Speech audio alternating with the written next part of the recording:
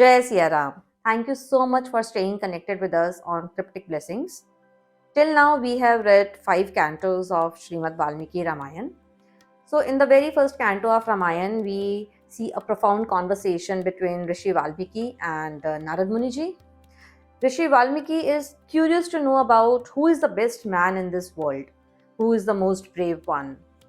So, he goes to Narad Muni asking the same questions and guess which story Narad Muniji tells to Rishi Valmiki. Raghupati Raghav राजा राम पतित पावन सीताराम सुंदर विग्रह मेघा श्याम गंगा तुलसी शालिग्राम रघुपति राघव राजा राम पतित पावन Sitaram. Yes, he tells the story of Bhagwan Ram.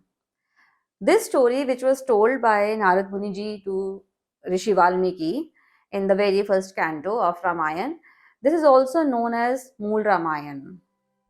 They say if you are not able to read the whole Ramayan, at least read the Mool Ramayan, which is nothing but the essence of Ramayan. In the second canto of Ramayan, we see the origin of very first shlok in this world. Rishi Valmiki, he goes to forest. It is the mating season. He sees 2 conch birds who are together. A hunter comes and he kills one of the conch birds. And obviously the other bird is crying on the death of his partner. Looking at all this, Rishi Valmiki, he becomes very sad. And he ends up uttering a few words. Later, when he is retrospecting, he realized that the words he uttered, they were so symmetrical and rhyming in nature. And unintentionally, he had composed the very first poem of this world. Grief that became a poem. Shok जो श्लोक में परिवर्तित हो गया. And then we see the entry of Lord Brahma into the scene. He gives instructions to Rishi Valmiki. Now that you have already composed the very first shlok of the word, you should go ahead and keep composing these shlokas and create the very first epic of the world as well. And that is why Ramayana is also called Adi Kavya, the first epic. Brahmaji also gave this assurance to Rishi Valmiki that every single word of this epic will be true. Some of the things you already know, and with my blessings, even the things that you do not know will come to your perception. Be it Gyat, Agyat, Agheya, things you know, things you do not know, and things you do not even know that you do not know. Everything will be in your perception and every single word will be true. So, compose it. Valmiki ji gets very motivated and he composes the epic. He includes even the minute details of every character and every event. He used his yogic powers to perceive the legend. Every conversation, laughter, pain, smiles, tears, he was able to perceive it all. With the blessings of Brahmaji, he was even able to perceive the future events which are yet to take place, and he composed them as well. The first and third canto of Ramayan is like teaser and trailer of a blockbuster movie. It gives you just enough insights and intrigues you to go and watch the whole thing. Once he is done composing the epic, now he is worried. I have composed such a lengthy poem. It has around 24,000 shlokas, 6 chapters, 500 odd cantos, and then there is Uttarkand also, which is another 100 odd cantos. Who in the world can narrate such a big story? Which person on the earth can sing such extensive poem? Someone who can do justice to the epic and sing it with the right melody and emotions.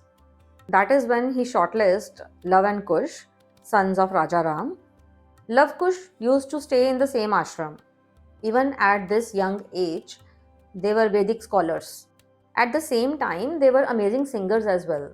Valmiki ji initiates both brothers into Ramayan, and then Love Kush sing Ramayan on the streets of Ayodhya. And one day they end up in the palace of Raja Ram. When Lavkush starts singing Ramayana there, they start with the description of Ayodhya city. And when you read through it, you will be fascinated by the details of the city mentioned there in the book. Dimensions of city, its architecture, beauty, grandeur, and even the security aspects are mentioned here. This canto talks about the roads and highways of the city. Rajmarg, which is beautified with flowers. He mentions that the road network is so good, like the board game of Ashtapad. Asht means eight and Pad means legs. So in Sanskrit, the word Ashtapad is used to denote a being with eight legs, like a spider. This was a 8 by 8 checkered board game that was played with dice. When we think of board games, what all comes to mind? Chess, checkers, Monopoly, Scrabble. And here we are talking about a board game thousands of years ago. And Valmiki ji mentions that Ayodhya city had such a well connected road network like the board game of Ashtapad. Also, this canto also talks about Viman Grah, the 7-story buildings. Fortunately, we can still see these structures in the southern India temples, popularly known as Gopuram. Another important aspect that we witness in the Canto 5 and the upcoming Canto 6 is the culture of the city. These cantos also talk about the people, their morals, values, ethics. You can find both scholars and warriors in the city.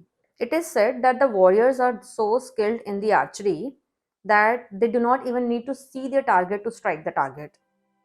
They are capable of striking with the Shabd Bhedi one. At the same time, these brave warriors are so kind that if they come across an enemy who is the lone survivor of the family, that is, he doesn't have a father or a son, and there is nobody to run the family and take it forward, they will not kill such enemy.